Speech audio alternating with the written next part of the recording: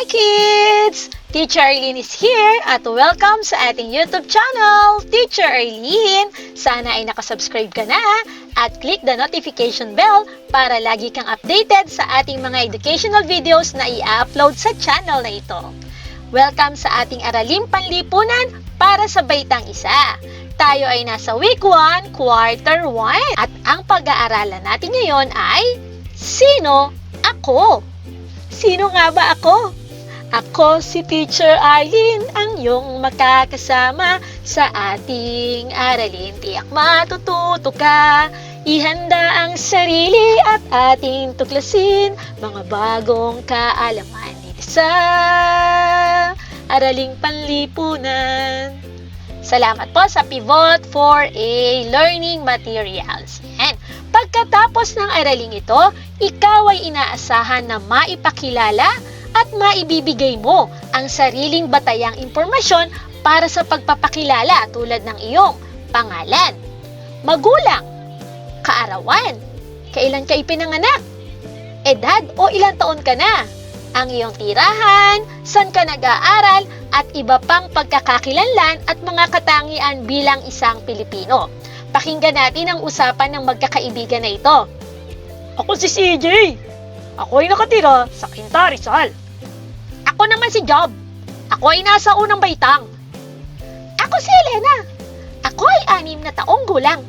Hayan, base sa ating napakinggan, sila ay nagpakilala ng kanilang mga sarili at sinabi ang kanilang mga impormasyon. O mga bata, tandaan natin, kailangan maging maingat ka sa pagbibigay ng mga impormasyon sa ibang tao, lalo't hindi mo sila kilala dahil maaari mo itong ikapahama. Kaya naman, kilalanin muna natin kung sino ang nagtatanong ng impormasyon tungkol sa ating mga sarili. Ating basahin at tunawain. Ang bata, habang lumalaki ay may mga batayang impormasyon sa sarili at iba pang katangian na kailangan niyang malaman upang magkaroon siya ng pagkakakilanlan bilang isang Pilipino. Yan, dapat kilalang kilala mo ang sarili mo. Yan, una nito ay dapat alam mo ang iyong pangalan. Unang-unang karapatan mo yan bilang bata na ikaw ay magkaroon ng pangalan. Maisilang at magkaroon ng pangalan. Pagkasilang sa sanggol, ibinibigay ng kanyang mga magulang ang pangalang dadalhin niya hanggang sa kanyang paglalaki. Halimbawa ng pangalan ay si Jose Abad Santos. Ayan, nakikita niyo ang batang ito? Ito si Jose Abad Santos.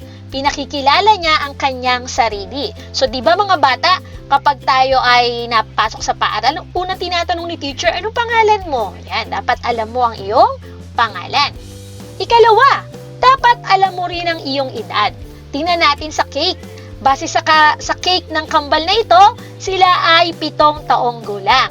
Ito ay tumutukoy sa bilang ng taon na nabubuhay ang tao. Ilang taon ka na nabubuhay? At ipinagdiriwang tuwing sasapit ang araw ng kanyang kapanganakan. Halimbawa nito, si Marife ay 6 na taong gulang na noong ika-3 ng Mayo. Yan, ito namang kambal na ito ay 7 taong gulang ngayon. Birthday nila ngayon. Yan, so makikita natin na sila ay 7 taon nang nabubuhay.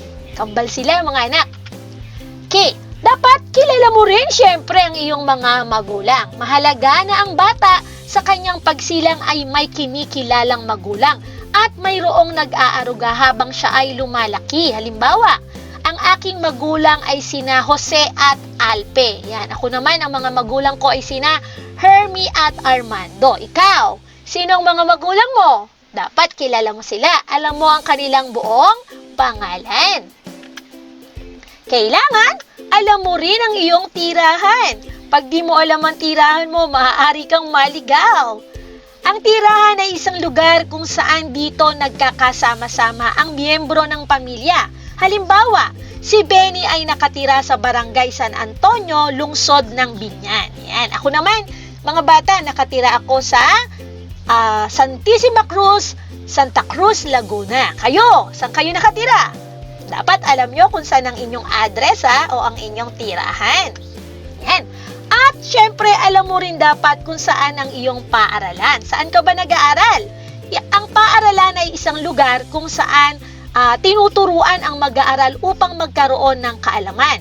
Bukod sa mga ito ay may ilan pang mga pagkakakilanlan at katangiang taglay ang mga Pilipino. So dapat alam mo kung saan ka nag-aaral. Pero ngayon, sa panahon ngayon, tayo ay nananatili sa ating mga tahanan upang tayo ay maging ligtas sa COVID-19. Yan, bukod daw dito, kailangan alam natin yung mga katangian at pagkakakilanlan ng bilang Pilipino. Ako, kagaya ko.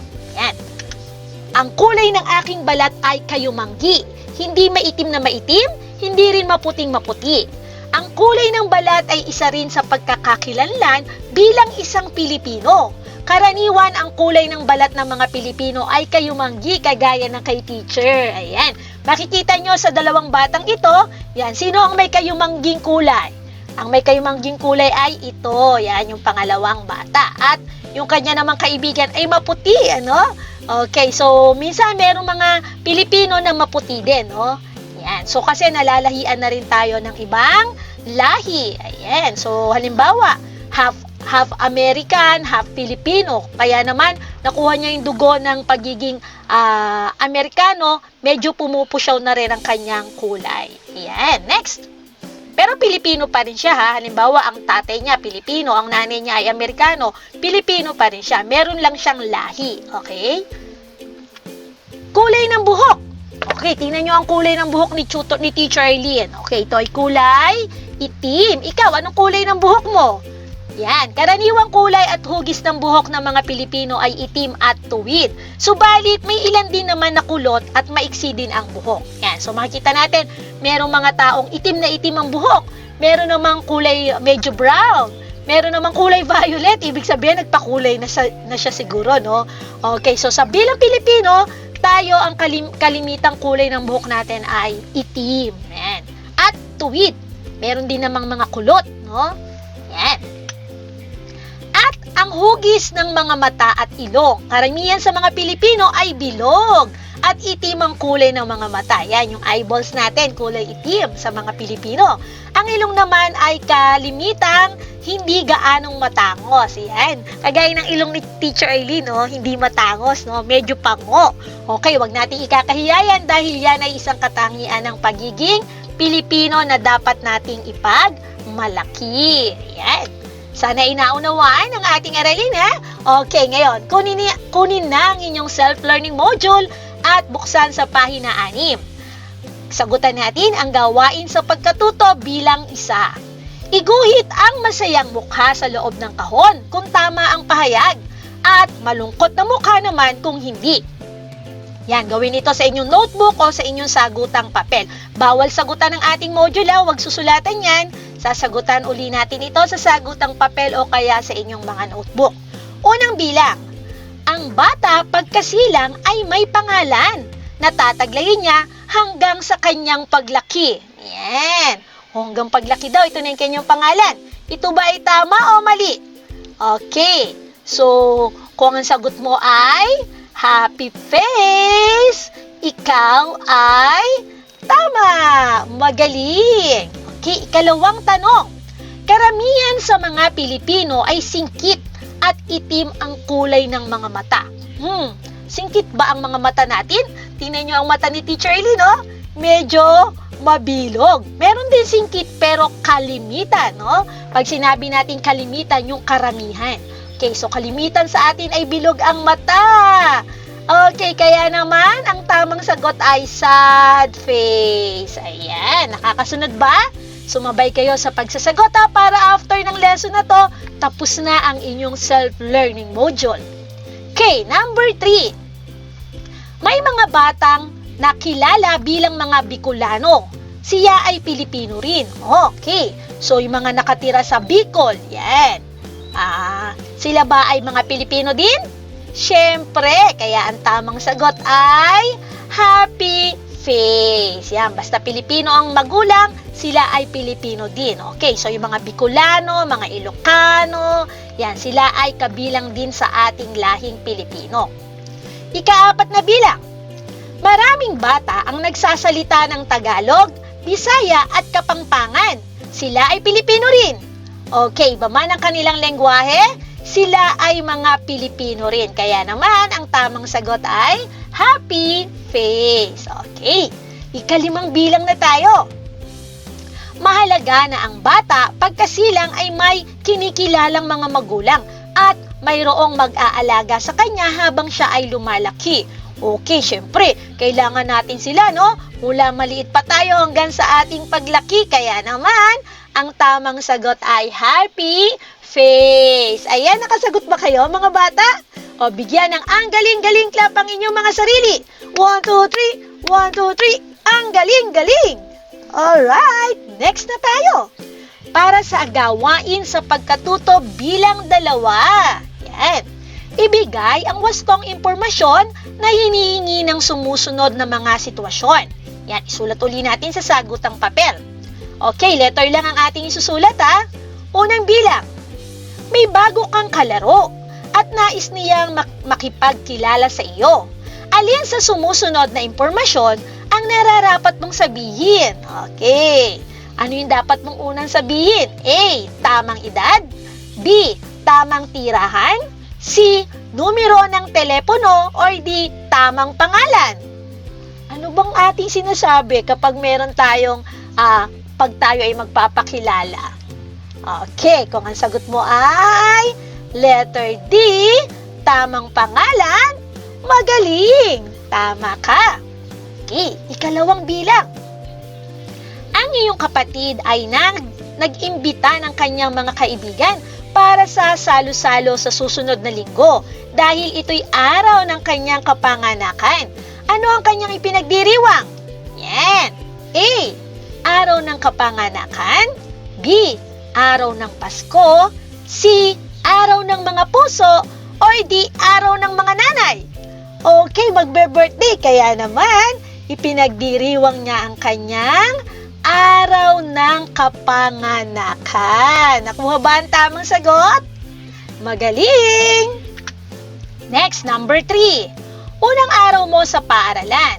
Bawat isa sa inyo ay tinanong ng guro kung ilang taon na. Alin sa sumusunod na sagot sa guro ang dapat mong sabihin? A. Ako po ay 6 na taong gulang. B. Ako po ay nakatira sa Barangay San Roque. C. Ako po ay nasa unang baitang. Or D. Ako po ay anak ni na Jose at Marta. Anong sasabihin mo kay teacher? Anong iyong sagot? Siyempre, kung ang sagot mo ay ako ay 6 na taong gulang, magaling, tama ka ulit.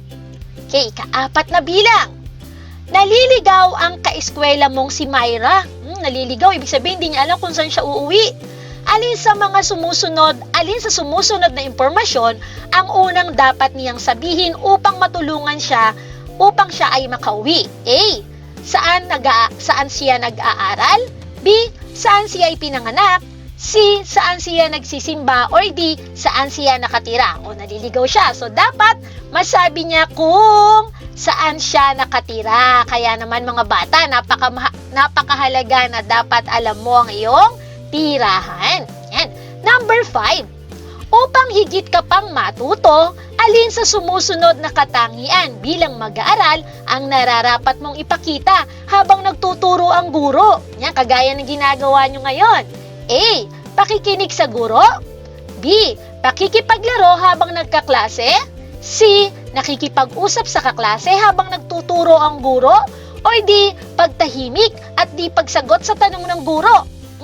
Anong dapat natin gawin? Kagaya ng ginagawa nyo ngayon, kayo ay nakikinig. So, dapat tayo ay makikinig sa ating guro. Kaya naman, ang tamang sagot ay letter A.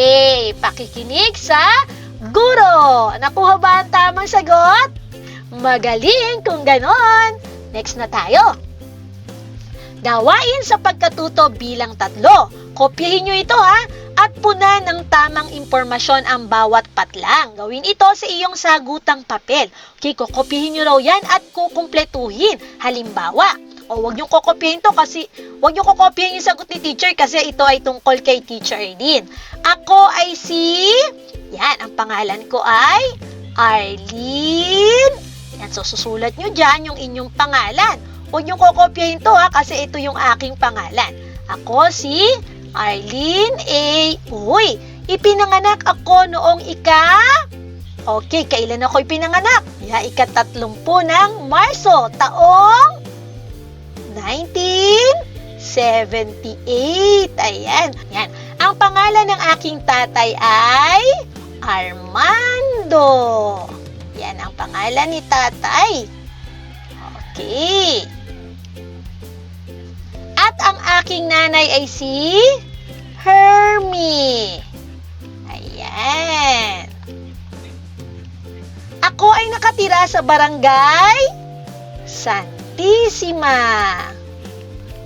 Ayan, so ganyan ang gagawin nyo, ha? Alright, at laging tatandaan, kilalanin kung kanino ibibigay ang inyong impormasyon. Huwag nyong basta-basta ibibigay sa hindi kakilala. Alright, next, gawain sa pagkatuto bilang 4, lagyan ng check ang kahon kung ang pahayag ay nagsasabi ng pagkilala sa sarili. At X naman kung hindi, isulat ang sagot sa iyong sagutang papel. Unang bilang, kung ang mga magulang mo ay Pilipino, ikaw ay Pilipino rin. Ano sabi ni teacher? Pag magulang mo ay Pilipino, ikaw ay Pilipino rin. Kaya naman, ang tamang sagot ay check. Okay. Number 2. Ang kulay ng balat ay isa ring pagkakakilanlan sa lahing ating pinagmulan. O kagaya ni Tutor Edlin, ako ay may kayumangging balat. Nagpapakita na ako ay isang Pilipino, kaya naman tama ang ating isasagot. Check. Okay, number 3. Ang pagiging Tagalog, Bicolano o Ilocano ay maituturing na pagka-Pilipino. Okay, di ba? Sabi ko mga bata, yan ay kalahirin natin. Yan yung mga Ilocano, mga Bicolano at ako, Tagalog ako. Kasama ako sa Tagalog. Kayo ba? Saan kayo nabibilang? Ayan. Next, ang pagkakaroon ng pangalan ay mahalaga sa isang bata.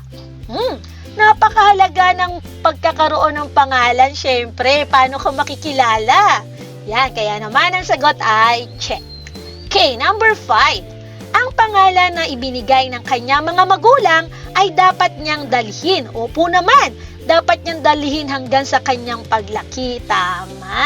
Ayan, kaya naman check ang sagot. Para sa gawain sa pagkatuto bilang 5, kopyahin ang gawain sa sagutang papel. O kukopyahin daw uli natin. Tingnan ang iyong sarili sa loob ng kahon. Kung ikaw ay babae, sa babae ka magsasagot. Kung ikaw ay lalaki, syempre sa lalaki ka magsasagot. Isulat ang iyong buong pangalan sa tabi ng larawan. Yan. Kung babae ka, susulat mo dito yung pangalan mo. So ako ay si Arlene A.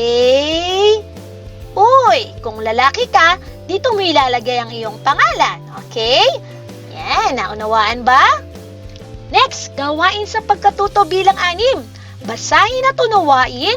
Isulat ang letrang T kung ang pahayag ay wasto at M naman kung di wasto. Okay, number 1. Ang bata, simula sa kanyang pagsilang, ay binibigyan ng pangalan ng kanyang mga magulang. Pagkasilang mo, kailangan bigyan ka ni nanay at tatay ng pangalan. Kaya naman, letter T, tama. Okay, number 2. Ang kulay ng iyong balat, buhok, o mata ay mga katangian ng pagkakakilanlan mo bilang isang Pilipino. O sabi ni tutor kanina, kulay ng balat, kulay ng buhok, at itsura ng ating mga mata. Kaya naman, anong iyong sagot? Kung ang sagot mo ay letter T, tama o wasto? Magaling! Number 3. Mahalaga na habang lumalaki ka, ay alam mo ang mga batayang impormasyon ng pagkakakilanlan sa sarili. Okay, dapat alam mo to. Kaya naman, ang tamang sagot ay T, tama. Number 4. Ang pagiging Bicolano, Waray o Tagalog ay isang katangian ng pagkakakilanlan sa sarili bilang isang Pilipino. O tama, sila ay kalahi din natin, isa rin silang mga Pilipino. Yan, tandaan natin yan ha. Bicolano, Ilocano, Waray, Tagalog, yan, Bisaya, sila ay mga Pilipino rin. Ika-5 bilang, ang tirahan, paaralan at edad ay ilan lamang sa mga batayang impormasyon na kailangan mong alamin. Syempre naman, tama yan. Dapat alam mo ang lahat ng iyan. Okay, next. Gawain sa pagkatuto bilang 7. Paano mo maipakikilala ang iyong sarili? Sagutin ang mga sumusunod na impormasyon na nasa loob ng kahon. Isulat ang sagot sa iyong sagutang papel. Okay mga bata, kung nabibilisan kayo kay Teacher Eileen, huwag mag-alala. Pwede nyong balikan ang video na ito. Pwede nyong i-post. Yan, medyo mabilis si teacher. Pwede nyong i-post or pwede nyo uling panoorin dito lang sa YouTube channel Teacher Arlene. Okay, so pangalan, ilagay mo dyan ang iyong pangalan, ilagay mo ang iyong edad, ilang taon ka na, saan ka nakatira, at pangalan ng iyong mga magulang at ipapasa mo ito sa iyong teacher. Maraming salamat sa panonood at pakikinig. Muli ako si Teacher Eileen, ang inyong makakasama sa susunod pa nating aralin. Keep safe everyone!